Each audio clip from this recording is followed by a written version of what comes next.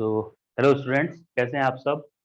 हम last lecture में unit और मेजरमेंट का इंट्रोडक्शन पार्ट किए थे। इस लेक्चर में हम लोग इसका स्टार्ट करेंगे कि यूनिट का डेफिनेशन और ये मेजरमेंट का और उसका डिफरेंट डिफरेंट अलग अलग कन्वर्जन कैसे होता है, एक सिस्टम ऑफ यूनिट से अनदर सिस्टम ऑफ यूनिट में कैसे कन्वर्ट करते हैं वो भी सीखेंगे। तो सबसे पहले डेफिनेशन के साथ स्टार्ट करते हैं। तो यूनिट क्या है? यूनिट एक स्टैंडर्ड वैल्यू है या स्टैंडर्ड अमाउंट है जो हर एक फिजिकल क्वांटिटी को दिया गया है। तो unit is a standard amount of a physical quantity. अब क्यों ऐसा किया गया है, क्यों उसको स्टैंडर्ड अमाउंट दिया गया है किसी भी फिजिकल क्वांटिटी को? ताकि अगर किसी के पास उससे ज्यादा है तो उसको कंपेयर कर सके, for comparison purpose, to measure the physical quantity. उस अगर आपके पास कोई फिजिकल क्वांटिटी है तो उसका एक स्टैंडर्ड वैल्यू होगा, तभी तो आप बता पाएंगे कि वो उस स्टैंडर्ड वैल्यू का 2 टाइम्स है कि 3 टाइम्स है। तो जैसे किसी के पास मास, कुछ अमाउंट है मास का, तो उसका स्टैंडर्ड वैल्यू बनाया गया है मास के लिए 1 किलोग्राम। 1 किलोग्राम कितने को बोलना है ये डिफाइन करके रखा हुआ है पहले से। तो अगर किसी के पास उसका 5 टाइम्स ज्यादा है मास, तो वो क्या बोलेगा कि मेरे पास 5 किलोग्राम मास है, 5 किलोग्राम मास का एक बॉडी है मेरे पास। तो ये 5 किलोग्राम, या किसी के पास इसका 10 टाइम्स है तो बोलेगा कि 10 किलोग्राम मेरे पास है। तो अगर ये नहीं होता, अगर ये स्टैंडर्ड वैल्यू नहीं बनाया जाता 1 किलोग्राम, तो किसी के पास कुछ इतना अमाउंट होता तो उसको वो आखिर क्या बोलता? वो अलग अलग लोग अलग बोल देते। कोई बोल देता कि ये मेरे पास 5 मीटर है, कोई बोल देता कि 5 सेकेंड है। और 5 ही क्या, कोई उसको 10 भी बोल सकता था, कोई इसको 15 भी बोल सकता था, क्योंकि पता ही नहीं था कि किससे हमको कंपेयर करना है कि नहीं। जैसे हम लोग हाइट बोलते हैं कि उसका हाइट मान लेते हैं कि 2 मीटर है, किसी का हाइट कोई बोल रहा है कि वो 2 मीटर हाइट है उसका। तो 2 मीटर कब बोलेंगे? जब 1 मीटर के बारे में हमको पता रहेगा कि 1 मीटर कितना होता है, तभी तो हम बोल रहे हैं कि 2 मीटर है, उसका मतलब 2 टाइम्स है उसका, राइट। तो इसके लिए मेजरमेंट के लिए क्या बनाया गया, एक स्टैंडर्ड वैल्यू बनाया गया ताकि हम उससे कंपेयर करके और बाकी के मेजरमेंट को आसानी से बता सकें कि कितना है वो। तो यूनिट क्या है? Unit is a standard amount of a physical quantity. Standard बनाया गया है जिसमें, अच्छा इसको यूनिट ही क्यों बोला गया? क्योंकि वो जो स्टैंडर्ड बनाया गया उसमें 1 को इंक्लूड किया गया, मतलब मास के लिए 1 kg को ही बनाकर डिफाइन करके रखा हुआ है। 1 मीटर नहीं बना, 2 kg को नहीं रखा गया है, या 3 kg नहीं वहां पे रखा हुआ है। जो साइंटिस्ट लोगों ने मिलकर बनाया है वो 1 को ही रखा है, इसीलिए इसका नाम क्या पड़ गया है? यूनिट। तो ये यूनिट क्या है? स्टैंडर्ड अमाउंट है, और वो भी 1 kg है, और 1 मीटर है, 1 सेकेंड है, of a physical quantity. Physical quantity क्या होता है? हमारे सराउंडिंग में वो सारे क्वांटिटी जिनको हम मेजर कर सकते हैं उनको बोलते हैं फिजिकल क्वांटिटी। फिजिकल मतलब जो हम एक्सपीरियंस करते हैं डे टू डे लाइफ में, उसको क्या बोलते हैं? फिजिकल। और क्वांटिटी मतलब विच कैन बी मेजर्ड। तो हमारे सराउंडिंग में जो भी हम एक्सपीरियंस कर सकते हैं उन चीजों को अगर हम मेजर कर पाएंगे तो उनका नाम क्या होगा? फिजिकल क्वांटिटी होगा। तो फिजिकल क्वांटिटी के लिए क्या एक स्टैंडर्ड अमाउंट डिसाइडेड है कि 1 कितना बोलना है। फिजिकल क्वांटिटी क्या क्या हम लोग जानते हैं? Physical quantity speed, velocity, displacement, mass, time, बहुत कुछ ऐसा चीज है जो हम मेजर करते हैं डे टू डे लाइफ में। उन सारे क्वांटिटी को जो हम किसी इंस्ट्रूमेंट के हेल्प से मेजर कर सकते हैं उसको फिजिकल क्वांटिटी बोलते हैं। तो फिजिकल क्वांटिटी के लिए उसका 1 कितना होगा, 1 kg कितना होगा, 1 मीटर पर सेकेंड कितना होगा, 1 एम्पियर कितना होगा, सब कुछ डिफाइन करके रखा हुआ है। और उसी को बोला गया है कि यूनिट है ये सब। तो मास के लिए क्या यूनिट बनाया गया है? 1 किलोग्राम। लेंथ के लिए 1 मीटर, टाइम के लिए 1 सेकेंड, इलेक्ट्रिक करंट के लिए 1 एम्पियर, मतलब 1 1 ही सब में डिफाइन करके रखा हुआ है। To measure the physical quantity of same kind is called a physical unit. तो फिजिकल यूनिट समझ गए क्या है? कि किसी फिजिकल क्वांटिटी को मेजर करने के लिए उसका एक स्टैंडर्ड डिफाइन करके रखा गया है, और उसी स्टैंडर्ड को नाम दिया गया है कि वो यूनिट वैल्यू है। अब आपके पास जो वैल्यू है यूनिट वैल्यू का 3 टाइम्स हो सकता है, 5 टाइम्स हो सकता है, इस यूनिट वैल्यू का आधा हो सकता है, ऐसे। तो यूनिट वैल्यू मतलब 1 वैल्यू उसका कितना होगा वो डिफाइन करके रखा हुआ है। तो फिजिकल क्वांटिटी को 2 कैटेगरी में डिवाइड कर लिया गया है इसके बाद। एक फंडामेंटल और एक डिराइव्ड फंडामेंटल क्वांटिटी भी होता है, और उसके एसोसिएटेड जो यूनिट्स होंगे उनका नाम होगा फंडामेंटल यूनिट। फंडामेंटल क्वांटिटी से एसोसिएटेड जो यूनिट्स होंगे उनका नाम क्या होगा? Fundamental units. और जो डिराइव्ड क्वांटिटी से एसोसिएटेड होंगे यूनिट उनका नाम होगा डिराइव्ड यूनिट्स। तो ये फंडामेंटल यूनिट्स किन यूनिट्स को बोलेंगे और डिराइव्ड किसको बोलेंगे? तो ऐसे unit which can not be derived from one another, मतलब ऐसा कुछ सेट हम तैयार करेंगे जिसको एक दूसरे के टर्म में एक्सप्रेस नहीं किया जा सकता है। जैसे मास, इसमें 7 आएंगे। मास होता है, और क्या होता है बताइए? फंडामेंटल टाइम होता है, मास, टाइम, लेंथ।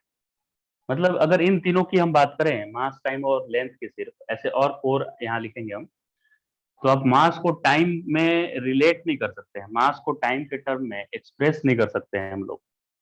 लेकिन अगर मैं आपको बोलूं स्पीड, स्पीड कितना,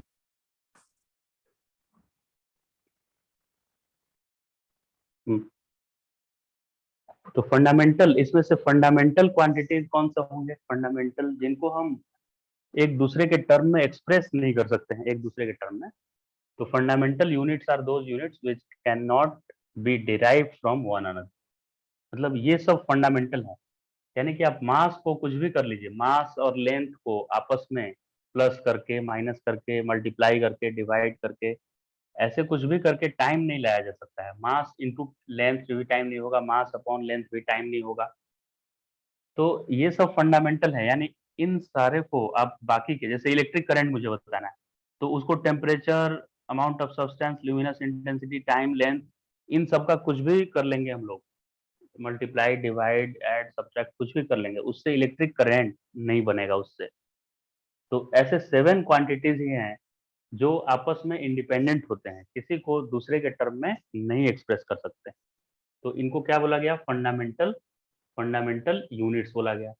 अब इसके अलावा जितने भी क्वांटिटीज होंगे, जितने भी क्वांटिटीज होंगे उनको क्या बोला जाएगा? डिराइव्ड बोला जाएगा, या तो सप्लीमेंट्री बोला जाएगा। मतलब फंडामेंटल के अलावा खाली डिराइव्ड ही नहीं होता है, फंडामेंटल के बाद एक डिराइव्ड होता है और एक सप्लीमेंट्री भी रखा गया। तो डिराइव्ड में कौन सा क्वांटिटी रखेंगे? So those quantity which can be derived, नाम ही है इसका डिराइव्ड क्वांटिटी, यहाँ भी डिराइव्ड लिखा हुआ है, फ्रॉम फंडामेंटल यूनिट। मतलब फंडामेंटल का यूज करके हम लोग उसको डिराइव कर सकते हैं।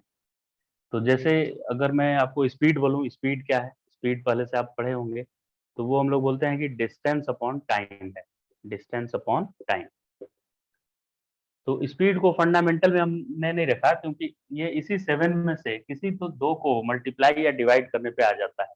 किसको किसको आता है? ये लेंथ और टाइम को करने से आ जाता है, क्योंकि डिस्टेंस भी तो एक लेंथ ही है, उसको मीटर में ही हम लोग मेजर करेंगे कि कितना मीटर डिस्टेंस है। तो ये डिस्टेंस को मीटर में मेजर किया जाएगा, मतलब ये लेंथ जैसा है। तो स्पीड का जो यूनिट आएगा वो मीटर पर सेकेंड आ जाएगा। तो देखिए, एक मीटर इसमें है और एक सेकेंड है। तो फंडामेंटल को डिवाइड करने से आ जा रहा है कि नहीं ये स्पीड? तो स्पीड क्या हो गया? डिराइव्ड यूनिट हो गया, डिराइव्ड क्वांटिटी हो गया, और मीटर पर सेकेंड क्या हो गया? इसका यूनिट हो गया। और भी कुछ डिराइव्ड क्वांटिटी का नाम पता है क्या? तो स्पीड के अलावे फोर्स बोल सकते हैं, फोर्स। और फोर्स से पहले क्या बोल सकते हैं हम लोग? एक्सेलरेशन बोल सकते हैं।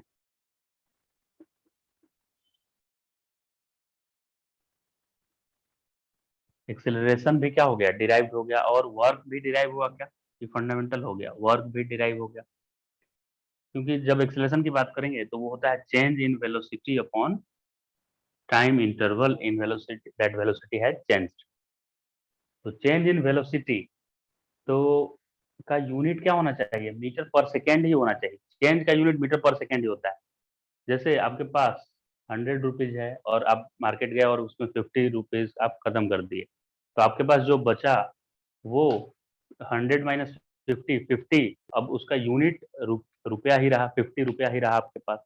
वैसे ही अगर 5 kg आपके घर में अगर आलू रखा हुआ है और उसमें से 3 kg धीरे धीरे आप कंज्यूम कर लिए हैं आलू को, 3 kg सब्जी उब्जी बनाकर खत्म हो गया है, तो जो बचा हुआ है 2, उसका यूनिट केजी ही रहता है कि नहीं?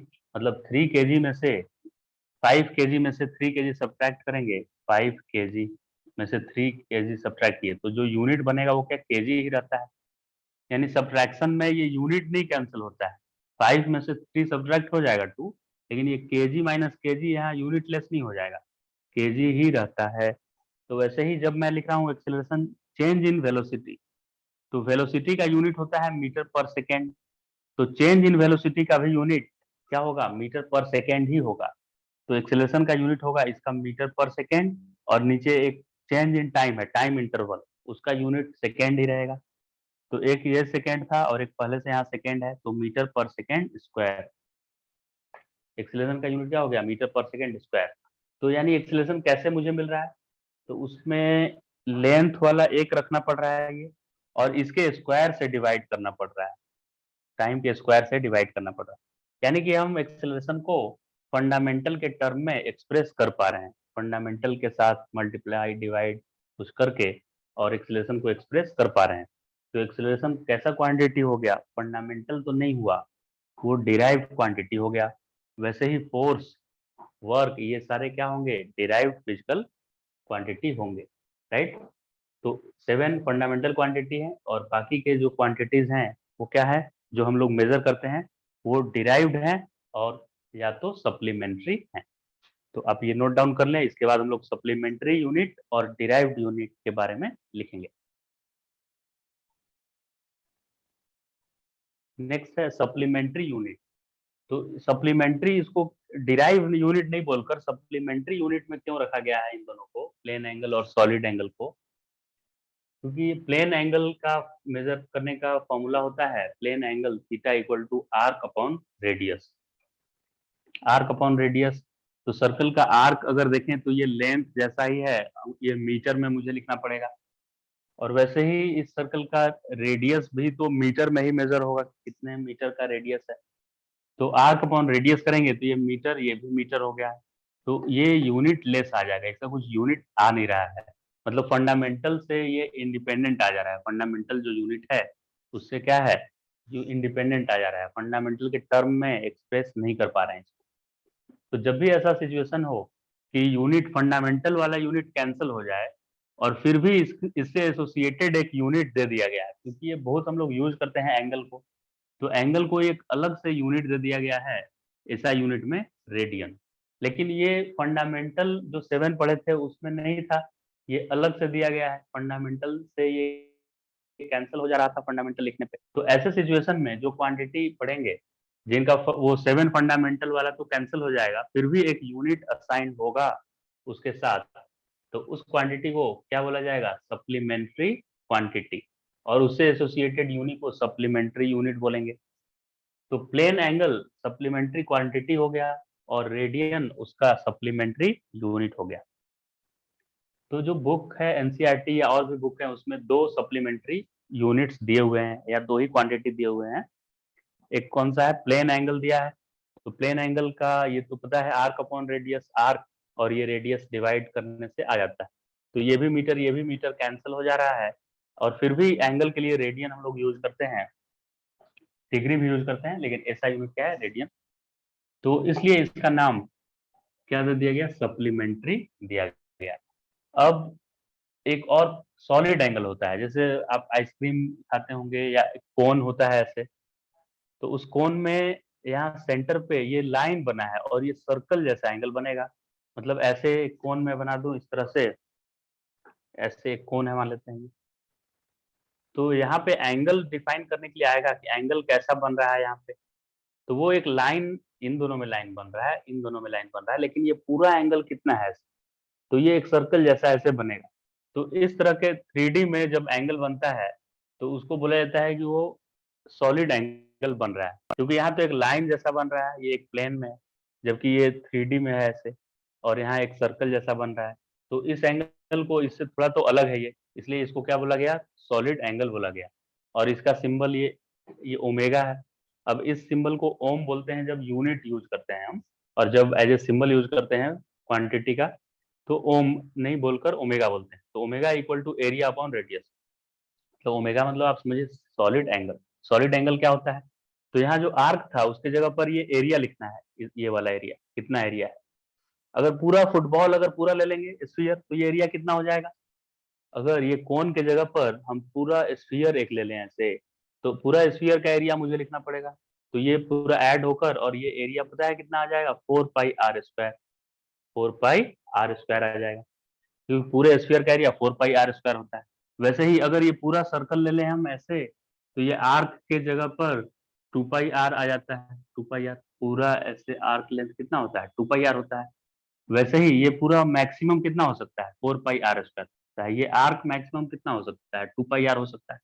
तो मैक्सिमम थीटा, थीटा मतलब एक प्लेन में कितना हो सकता है, एक थीटा, तो इसको मैं आर्क को लिख दूंगा 2πr और उसके रेडियस से डिवाइड कर दीजिए। तो एक सर्कल पूरा, अगर मैं इसको सर्कल कंप्लीट कर लूं, तो वो पूरा सर्कल कितना एंगल बनाएगा, 2π। अब वैसे ही अगर इस कोन को मैं पूरा कंप्लीट कर दूं, तो ये एक स्फीयर बनेगा क्या। वाटरमेलन में ऐसे एक कोन बनता है, इधर भी एक कोन बन सकता है, और उस पूरे कोन को हम एक्सपेंड करें तो क्या एक स्फीयर तैयार होगा मेरा। और उस स्फीयर का ये एरिया क्या हो जाएगा, स्फीयर का एरिया 4πr², और उसको r² से डिवाइड किए। अब ये r² से क्यों डिवाइड किए थे, इसको r से डिवाइड किए थे, क्योंकि मुझे इसको सप्लीमेंट्री रखा गया है, तो इसका यूनिट फंडामेंटल वाला तो कैंसिल हो जाना चाहिए, खाली 4π आना चाहिए। तो 4π के साथ ये मीटर स्क्वायर कैंसिल हो गया है, और अलग से एक यूनिट दे दिया गया है, इससे रेडियन, SR। तो एक स्फीयर अपने सेंटर पे कितना एंगल बनाता है, एक स्फीयर अपने सेंटर पे सॉलिड एंगल बनाता है कि प्लेन एंगल बनाता है, तो उसका आंसर है कि वो सॉलिड एंगल बनाता है। और एक सर्कल अपने सेंटर पे कौन सा एंगल बनाता है, प्लेन एंगल कि सॉलिड एंगल, तो वो सर्कल प्लेन एंगल बनाता है। तो एक कंप्लीट सर्कल अपने सेंटर पे कितना प्लेन एंगल बनाता है, तो उसका आंसर है 2π। वैसे ही एक स्फीयर अपने सेंटर पे कितना सॉलिड एंगल बनाता है, तो उसका आंसर है 4π रेडियन। इस तरह से आंसर करना है। लेकिन इन दोनों के अलावा और भी सप्लीमेंट्री यूनिट या सप्लीमेंट्री क्वांटिटी हो सकते हैं।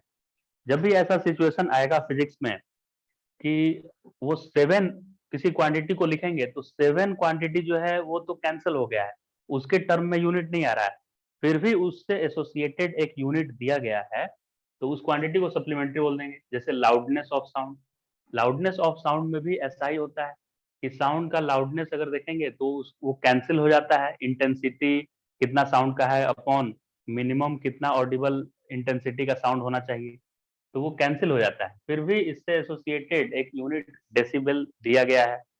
तो यानी डेसिबल वो 7 फंडामेंटल के टर्म में यूनिट नहीं आ रहा है, और ये अलग से एक यूनिट दे दिया गया है।